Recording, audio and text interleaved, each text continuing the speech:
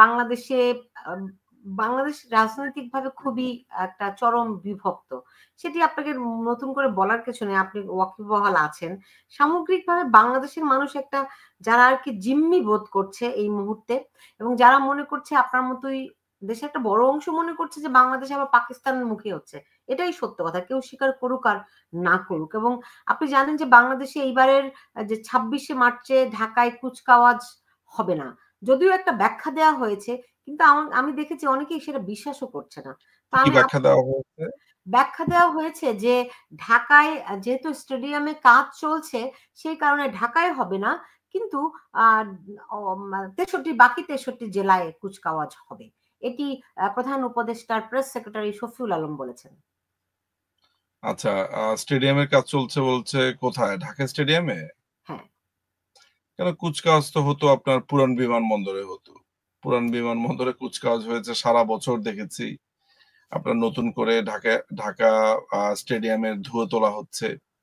পুরো ব্যাপারটাই যেটা হচ্ছে যে এই যে মুক্তিযুদ্ধের কুচকাওয়াজ, মুক্তিযুদ্ধ এই পুরো ব্যাপারটা বা বিজয় দিবসের এই পুরো ব্যাপারটা তো এখন যারা ধরেন দখলদার বাহিনী যারা আছে তাদের জন্য খুবই পীড়াদায়ক একটা ব্যাপার। তাদের জন্য সেখানে বিজয় দিবস আবার কি? বিজয় দিবস উদযাপন জিনিসটাই বা কি? এই জিনিসগুলো তো তাদের জন্য আসলে মানে একটা ভয়ংকর রকমের কষ্টের একটা জায়গা। কারণ ক্ষমতাতে আছেই হচ্ছে পাকিস্তানপন্থীরা। ফলে আপনি যথার্থই বলেছেন যে পাকিস্তানমুখী হচ্ছে এটা মানুষ মনে করুক আর না করুক এটাই বাস্তবতা। আর তুলসী গ্যাবার্ডের যেই আ ইন্টা আ যেই আ বৈঠকটার কথা বলছেন এটা খুবই শিডিউলড একটা প্রোগ্রাম। এইটা এমন না যে এটা গতকালকে করেছে বা ১ সপ্তাহ আগে করেছে। এটা অনেকদিন আগের থেকেই একটা এবং প্রতি বছরই এরকম সারা পৃথিবী থেকে এরকম বিভিন্ন দেশের সম্মেলন হয়। এরকম অনেক সম্মেলনে আমি বাংলাদেশের অনেক আ গোয়েন্দা প্রধানকে যেতে দেখেছি, যাওয়ার কথা শুনেছি। তো তেমনই একটি আ বিভিন্ন গোয়েন্দা বাহিনী, বিভিন্ন গোয়েন্দা প্রধানদের, বিভিন্ন দেশের প্রভাবশালী দেশের গোয়েন্দা প্রধানদের একটা বৈঠক মাত্র। এবং এই ধরনের প্রোগ্রামগুলো আসলে ৫-৬ মাস ১ বছরও আগে থেকে বা তারও আগে থেকে আসলে শিডিউল করা থাকে এবং সব ধরনের প্ল্যান প্রোগ্রাম করা থাকে। সুতরাং নতুন করে আ তুলসী গ্যাবার্ডের এখানে আসা এটা হঠাৎ করে কিনা বা কোন ধরনের ঘটনার প্রেক্ষিতে কিনা তেমন আমি মনে করি না। ইয়েস, যে তুলসী গ্যাবার্ড এর আগে বাংলাদেশের আ মুক্তিযুদ্ধ নিয়ে তিনি বক্তব্য দিয়েছেন।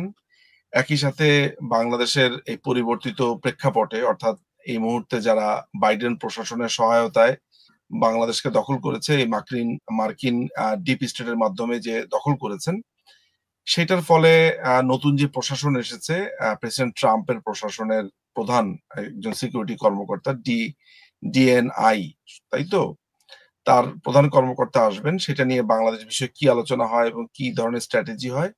সাধারণত যেগুলো সাংবাদিকরা দেখতে পায় ওপেন আলোচনা হয়, সেই ওপেন আলোচনার ভিতরে কখনোই আ এই টাইপের আসল রোড ম্যাপটা কি হবে এটা কেউই জানতে পারে না। এটা জানা সম্ভব না। এগুলো খুবই আন্ডার দ্য টেবল এবং এগুলো খুবই ক্লোজ ডোর মিটিং গুলোতে হয় বা নিজস্ব আলাদা ব্যবস্থা থাকে।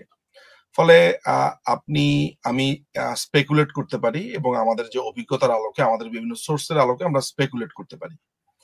আমি তো একটা কথা বারবারই বলেছি যে এই সরকার কখনো টেকার মতো সরকার না। এই সরকারের ক্ষমতার মেয়াদ আ এই অনেকেই আপনার বিভিন্ন দিন তারিখ ক্ষণ গণনা করে দিচ্ছে। আমি হয়তোবা সেভাবে না দিলেও আমি শুধু বলব যে তাদের দিনটা জাস্ট আপনি গুনতে পারবেন। আমি এই ব্যাপারে খুবই কনফিডেন্ট। এখনো পর্যন্ত আজকের দিন পর্যন্ত আজকে হচ্ছে কয় তারিখ? আজকে ১৭ই মার্চ।